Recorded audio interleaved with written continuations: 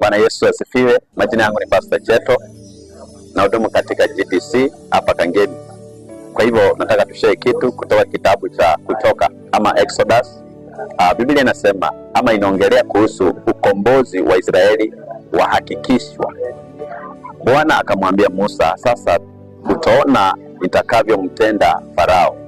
Bwana Yesu asifiwe. Kwa hivyo katika nafasi hiyo Mungu anahakikishia Musa ya kwamba kuna kitu anaenda kutenda Farao, ili ya kwamba akampe ruhusa, akawape wana wa Israeli ruhusa. Nami nataka nikwambie ya kwamba hata wale watu ambao wanaweza kuwa hawa katika maisha yako unaona wamekuwa kidonda sugu, Mungu anaenda kuwafanyia jambo, na hakika mambo yatakayofanyika wewe mwenyewe utaishi ukishuhudia. Alafu akasema ya kwamba maana kwa mkono hodari atawapa ruhusa kwenda zao, na kwa mkono hodari atawafukuza katika nchi yake.